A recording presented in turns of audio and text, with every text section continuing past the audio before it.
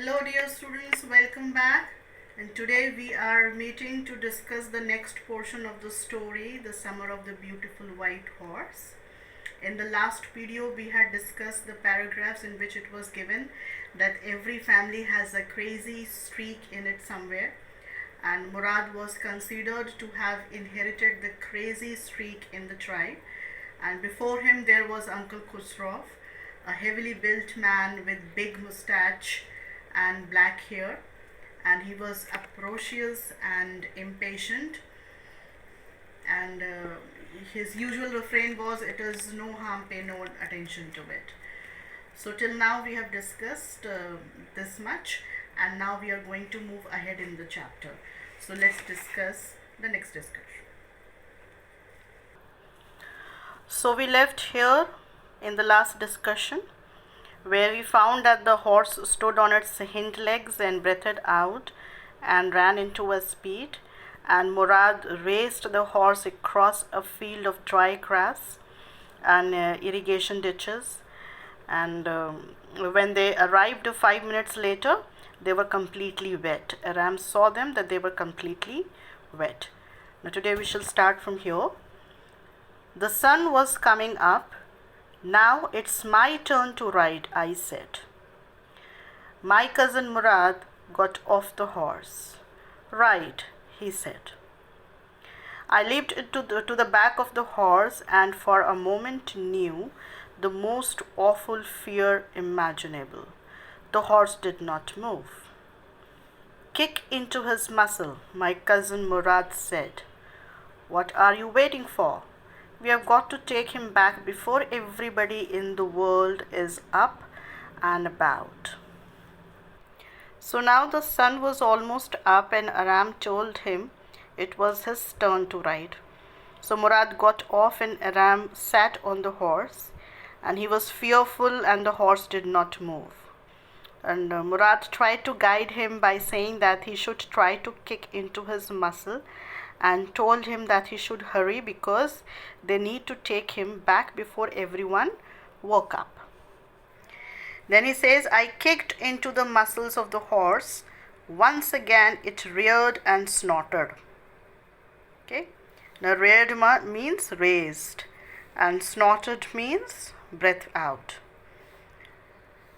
So I didn't know what to do.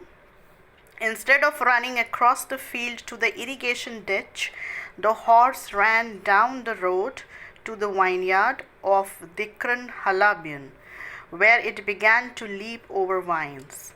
The horse leaped over 7 vines before I fell. Then it continued running. My cousin Murad came running down the road. So here we are seeing that as it was instructed by Murad, that you should kick into the muscle of the horse. So Aram did so. Okay. He kicked into the muscle of the horse, to which the horse again raised and breathed out, and the horse began to run, and Aram didn't know what to do next. Okay. He was uncomfortable because he was riding the horse for the very first time, and he didn't know exactly what to do. So the horse started going towards the road that leads to the vineyard of Dikran Halabian, and Dikran Halabian was a farmer. Okay, and it began to move over vines, and Aram fell down, and the horse continued to run, and Murad came running down the road towards him. Now next what happened, that "I'm not worried about you," he shouted. "We have got to get that horse.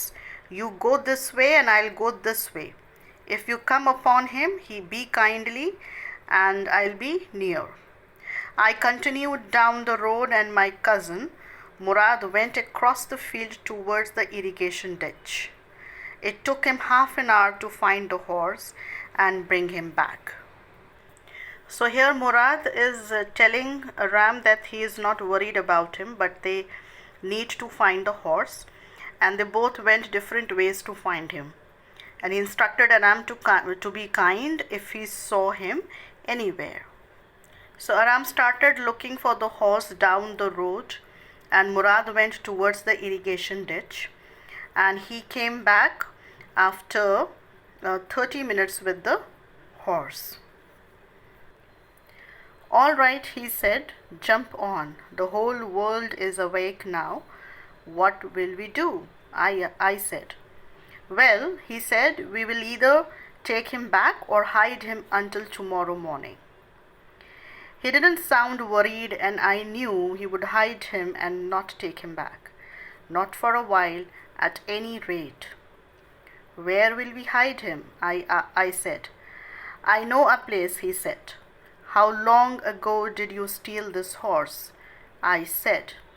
It suddenly dawned on me that he had been taking these early morning rides for some time and had come for me this morning only because he knew how much I longed to ride.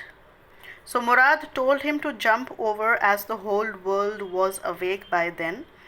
And Aram asked what would they do now, to which Murad told him about two options. First one is take him back or hide him until tomorrow. And Murad was not worried, and Aram knew that Murad would hide him somewhere and not take him back for a while. So Aram asked him where Murad would hide him. Murad told him about a place he knew which would be perfect as a hidden spot.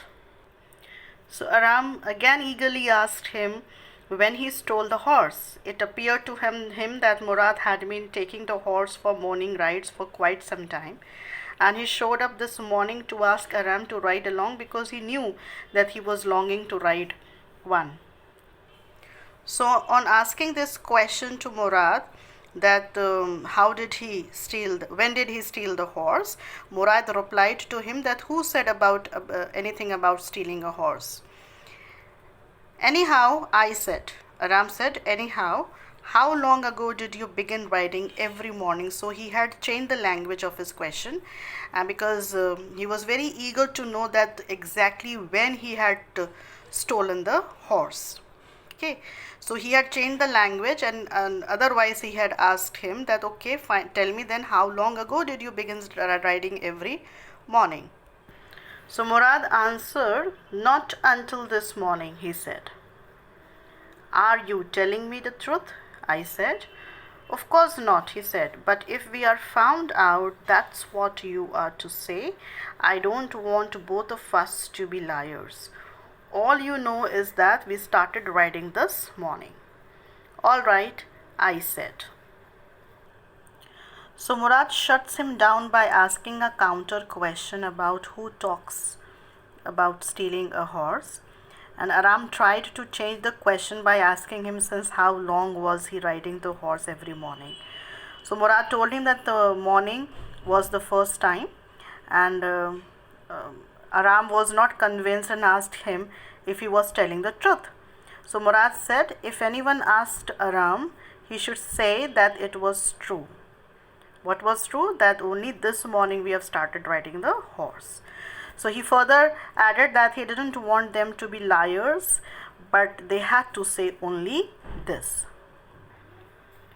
All right, I said. He walked the horse quietly to the barn of a deserted vineyard, which at one time had been the pride of a farmer named Fatwa. And there was some oats and dry alfalfa in the barn. Now, alfalfa is a flowering plant. Okay. So we began walking home. It wasn't easy, he said, to get the horse to behave so nicely. At first it wanted to run wild, but as I have told you, I have a way with a horse. I can get it to want to do anything I want it to do. Horses understands me.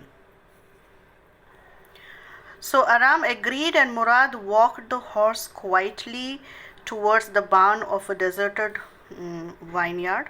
It belonged to a farmer named Fatwa, and the barn had some oats and alfalfa, and they started walking home.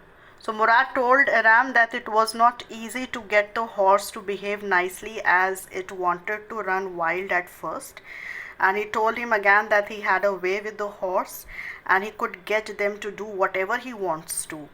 because horses understood him. This is what he had told to Aram. So Aram asked him, "How do you do it?" "I have an understanding with the horse," he said. "Yes, but what sort of an understanding?" I said. "A simple and honest one," he said. "Well," I said, "I wish I knew how to reach an understanding like that with the horse." "You are still a small boy," he said. "When you get to be 13, you will know how to do it."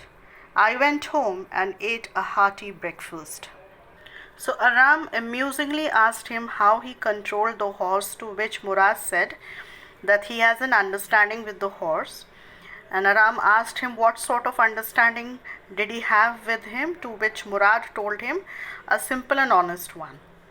And Aram confessed he would also like to know how to have an understanding with the horse.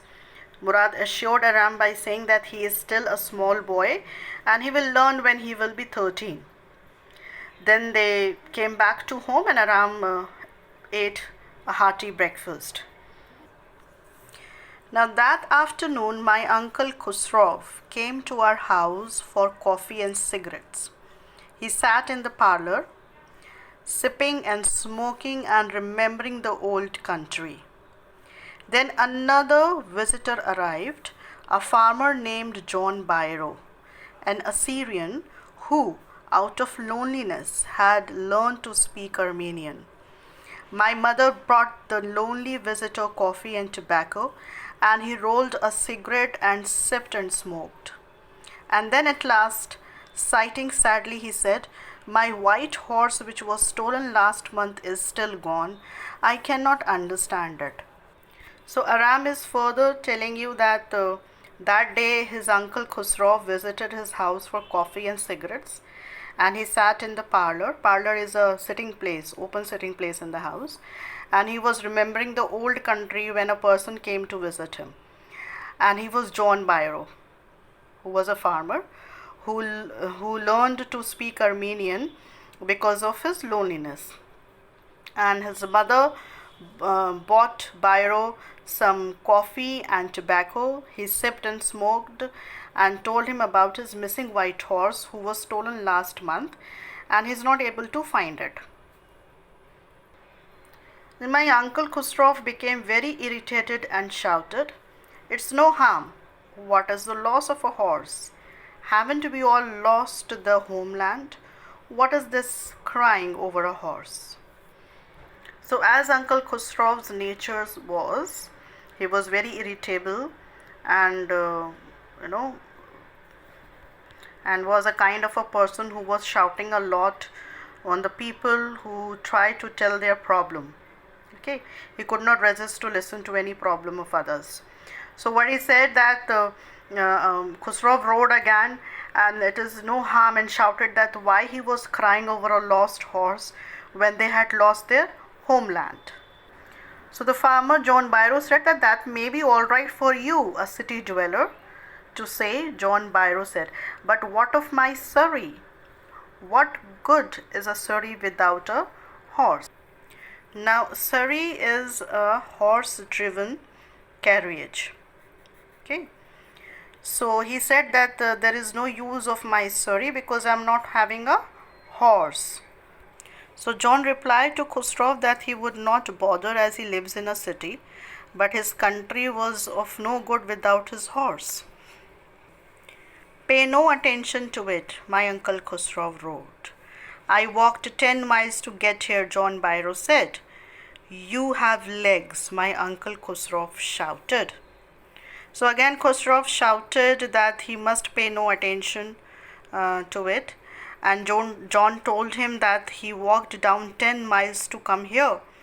So Khusrov again shouted that he has legs, to which John said that his left leg hurt. As he is telling, "My left leg pains me," the farmer said. "Pay no attention to it," my uncle Khusrov wrote. "That horse cost me $60, the farmer said. "I spit on money," my uncle Khusrov said. He got up and stalked out of the house, slamming the screen door. My mother explained, He has a gentle heart, she said. It is simply that he is homesick and such a large man. So when this was told by John Byro to Uncle Khosrow that his left leg hurt, Khosrow again tried to shut him down by saying that he should not pay attention to it. Then John shared that the horse cost him $60, and Khosrow said that he would spit on the money, after which John got up and went away, slamming the door. Now Aram's mother told him that John had a gentle heart, as he was homesick and he was such a large man. Now large man here stands for a man with a large and huge heart. Okay. The farmer went away and I ran over to my cousin Murad's house. He was sitting under a peach tree trying to repair the hurt wing of a young robin which could not fly. He was talking to the bird. "What is it?" he said. "The farmer, John Byro." I said, "He visited our house. He wants his horse. You have had it a month. I want you to promise not to take it back until I learn to ride." So Aram went to Murad. He was sitting under a peach tree talking to a robin bird, and he was repairing the wing that was hurt. Aram told him about John Byro and how he visited their house and he wanted his horse. So Aram asked him not to return the horse until he learns to ride it, because he was left with his riding lessons and he was in a fear that now when Murad will come to know that John Byro was searching for his horse and he had come to their place also, he will return the horse and he'll be left without learning the riding lessons. So that is why he requested Murad that don't give it back until I learn the riding. So we are leaving our discussion here today, and we'll be continuing the discussion in the next video. Till then, goodbye.